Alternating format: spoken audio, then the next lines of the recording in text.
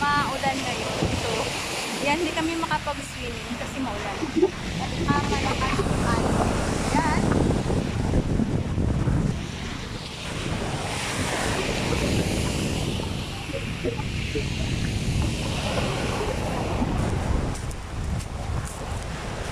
Makikita yung mga sa likuran ko is apartment yan.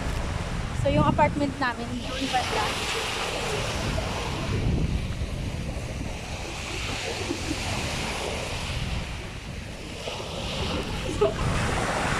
Gusto ng asawa ko mag-swimming. Sabi ko sa kanya parang ulan. Pero gusto niya kaya pumunta kami.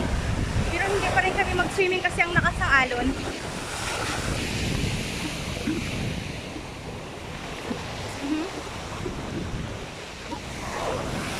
Sobrang lawak na ano dito, yung dagat nila.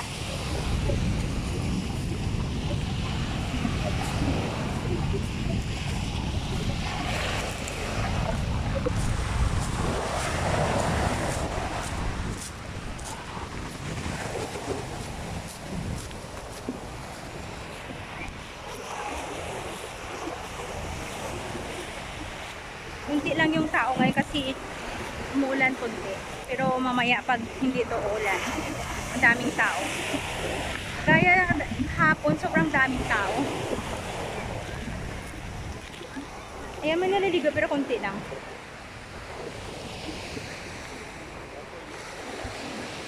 Ayan, kunti lang sila.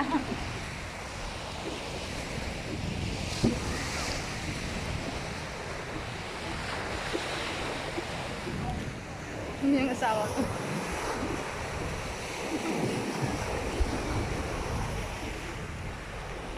We go home, Ge? We go home now? Huh? Okay, we go home now, okay?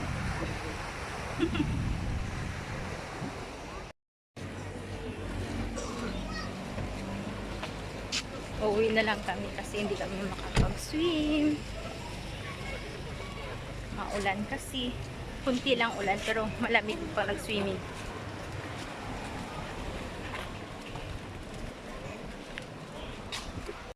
Dito na kami sa apartment na inuupahan namin.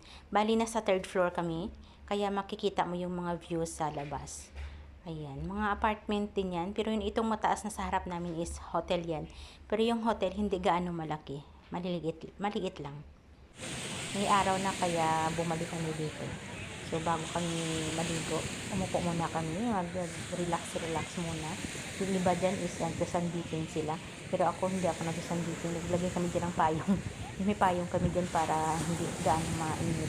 Pero yung iba dyan tuwang-tuwa sila pag nandyan sila nakahilata sa araw. Good morning! Ngayon pang 5 araw namin dito. So ngayon pupunta kami sa tindahan ng mga grocery, bibili kami. So maglalakad kami papunta dun. Lalakad kami ng siguro mga 10 minutes. Doon banda sa apartment namin, meron din grocery doon. Kaso mas maganda doon sa pupuntahan namin, malaki. So parang exercise namin, maglalakad kami. Kasama ko ang aking asawa.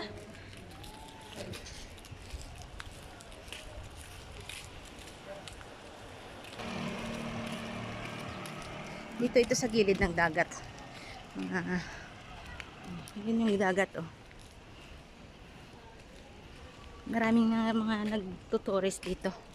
Kasi maganda nga dito, may dagat. Kasi sa lugar namin, sa lugar ni Mr. ko lang dagat. Kaya daming mga taga doon na pupunta rito para mag-swimming.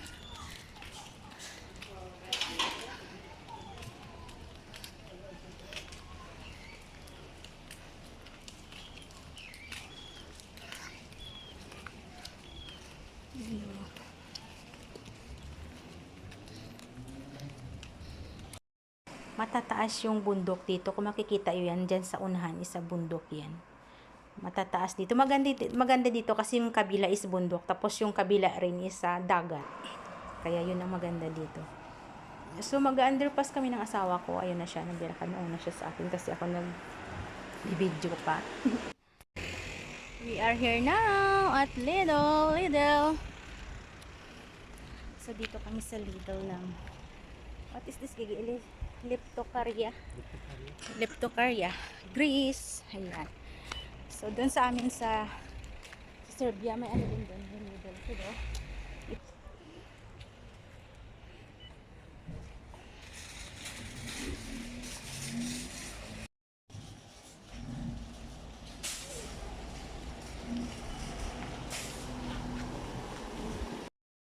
tapos na kami mamili.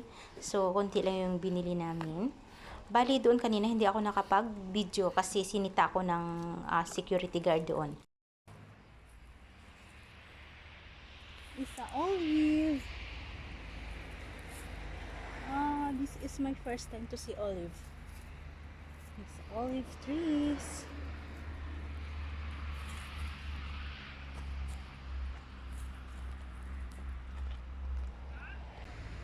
Is a real olive. Kaya sobrang mura dito ng mga olive oil. Ayan. Ang ganda, di ba? Maliliit pa. Hindi ko alam kailan ito mag-harvest.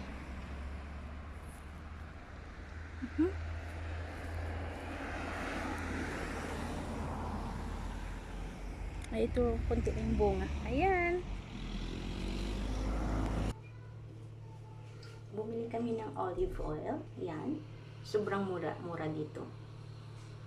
So, 4 na kilo siya. 26 euro lang.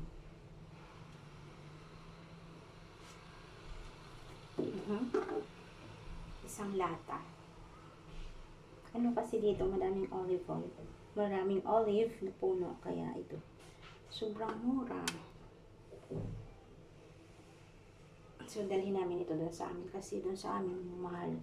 Doon bumibili kami ng asawa ko, mahal yung isang 1 liter na binibili namin. Pag bumibili kami, yung tag-1 litro lang. Ayan. Tapos ito, sobrang mura, 4 na litro.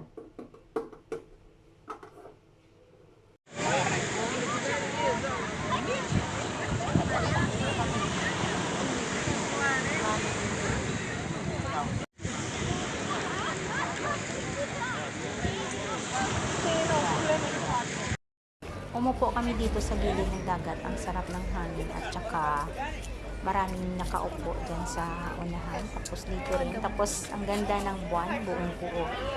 Tsaka paggabi dito, maraming mga kainan sa gilid ng dagat. May mga restaurant, naglagay sila ng misa at saka upuan. Kaya ayun, may kumakain.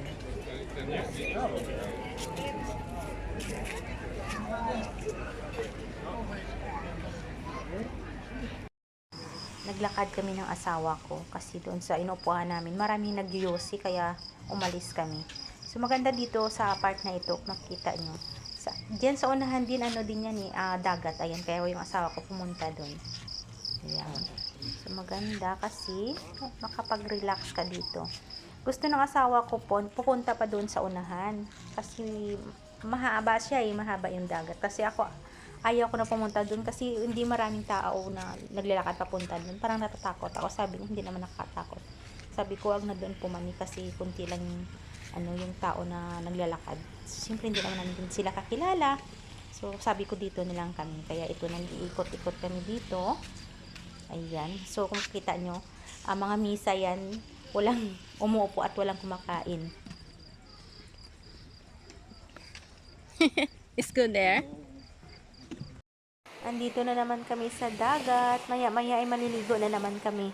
Ang asawa ko, panay ang paligo nito sa isang araw. Siguro mga 4 na bisis to na naliligo. Ako, 3 bisis lang.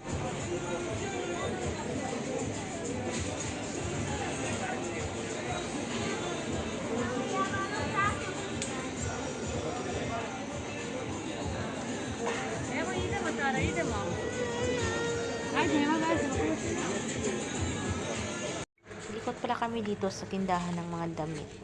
Ayan, mga bago pa siya, hindi siya ukay-ukay, hindi rin siya sikanhan. Bago siya, pero yung iba is mahal, yung iba is mura din. Lagi ko kino-convert sa pera natin, ang mahal. Euro kasi ang price.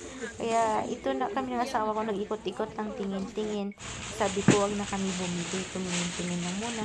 Saka na kami bibili pag bumalik kami dito kasi At sa sunod na linggo, andito na naman sila. Once a week lang sila dito nagtitinda. Kaya ngayon, hindi mo na kami bibili. Saka na kami bibili. Bibili namin dito sa